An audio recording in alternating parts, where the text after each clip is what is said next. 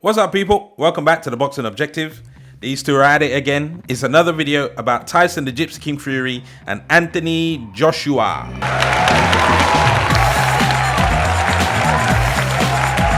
Now, just before we get into the video, I want to let you guys know that at the 500 subscriber mark, we're going to be giving away a whole slew of box-related prizes. All you have to do to enter into the competition is like, comment, and subscribe. Then I will have your name and automatically enter it into the prize draw. Also, we have an Amazon affiliate link in the description box down below for a fantastic book, The Ultimate Boxing Encyclopedia. If you follow this link via the Boxing Objective, you can do all of your desired shopping on Amazon, and the Boxing Objective will receive a small kickback in commission as a result. Thank you very much, guys. Best of luck with the prize draw. So these two are at it again. Now, Anthony Joshua did do the interview on the relay with Gary Neville and did speak about the fact that the undisputed fight wasn't happening, and he spoke about his feelings towards Tyson Fury and why he thought Tyson Fury had let the boxing world down.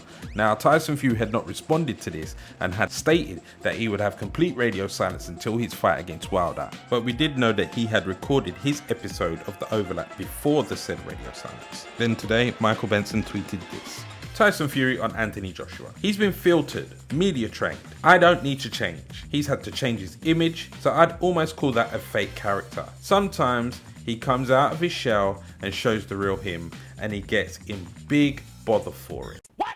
Oh dear, Tyson, you're being a sausage. I'm using your words now, your quotes.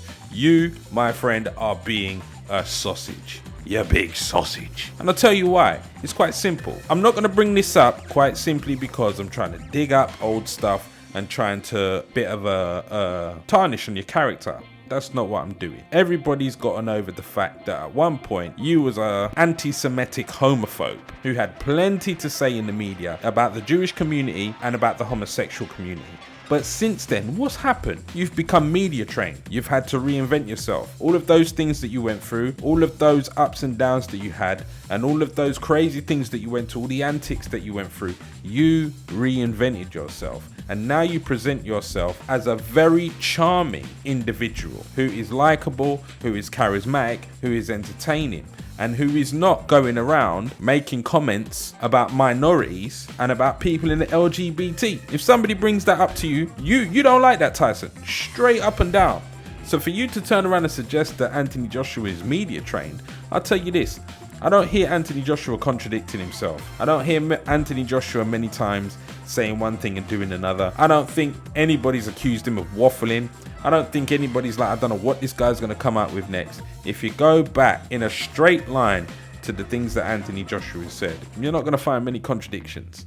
And the reason why you don't hear these things is because maybe Anthony Joshua is just being himself.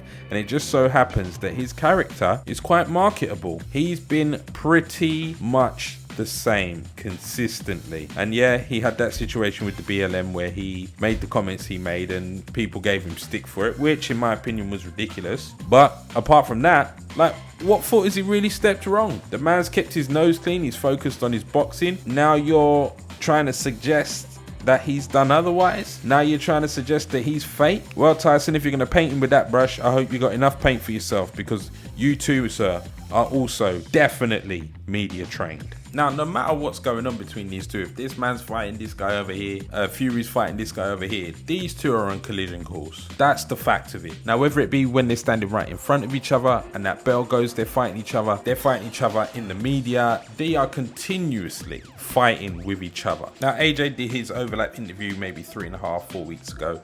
Tyson Fury has now done his own OverLap interview, and he was asked about some of Anthony Joshua's comments, and this is what happened. Tyson, I interviewed AJ about 3 or 4 weeks ago, and he had this to say about the fight. It's not me, it's the other side that are letting this down. We had the deal in place, we were the ones who found the venue, we were the ones who took the offer to them, and they bailed out on not only me, but the boxing world. I'll smoke that guy.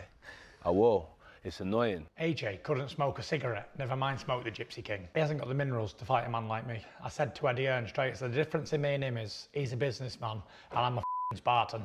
And I'll show him that when I get in the ring. I will absolutely annihilate that bodybuilder. He won't go past 6 rounds. It'll be over quickly. And he knows that, and his full team know it. And that's why Eddie Earn's been staring around me for the last 10 years. Whoa.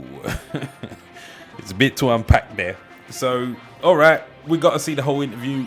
Let's wait for the whole interview, and then we'll know more. But in that moment, Mr. Tyson Fury, that was your chance. And you chose to take that one little bit out of Anthony Joshua's comment and totally deflect away from the part of AJ's comment that was questioning your honor and your integrity, and you just focused on that. That was your opportunity to say, look, it was out of my hands, so on and so forth. Nothing to do with me. I want to fight. I'm a fighter. I'm a fighting man, so on and so forth. But you just took that one little bit and ran with it and gave it your usual Tyson Fury jargon. Now, I'm sorry, but for me, that's not good enough. Maybe, just maybe, from the neutral perspective, you could think that Anthony Joshua was telling the truth on his part. And I do believe that Anthony Joshua was telling the truth on his part. Whether or not you wanted to fight or not is yet to be seen. But at the end of it all, the fight didn't happen as a result of something that happened on your side of the fence. So we'll await the full overlap interview. I'm sure it's going to be very interesting, but at the same time, I think it's just going to be more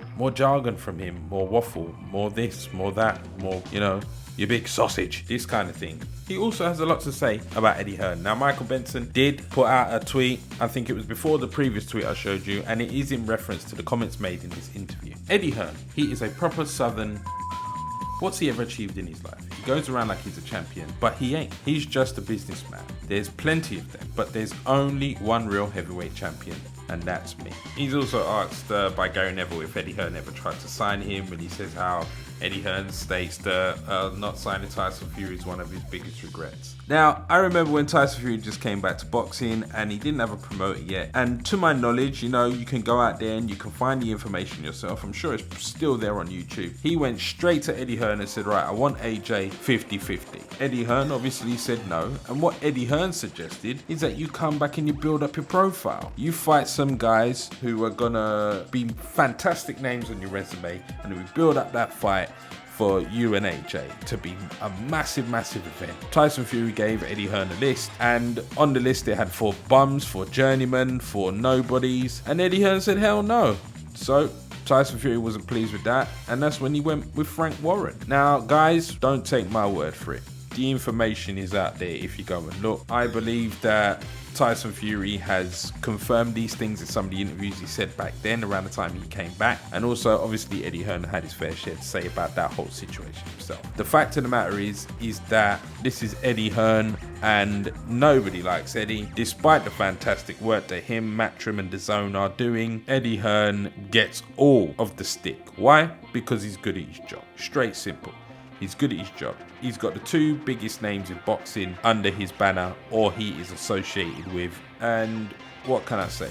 The man is absolutely killing it when it comes to the boxing promotion and trying to grow the sport. And yeah, of course, the others don't like it. That's what happens when somebody's good at something.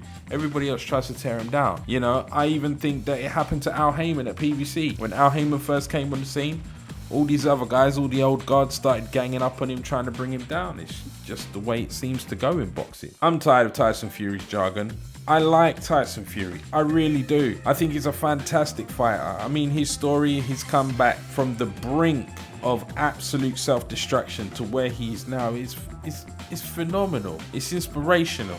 You know, depression is no joke. It's touched so many people's lives, people I know, and I've seen it. And to know that somebody in Tyson Fury's position can come back from that to where he is now is, man, it's inspirational. I love his story. But the man talks trash. He really does.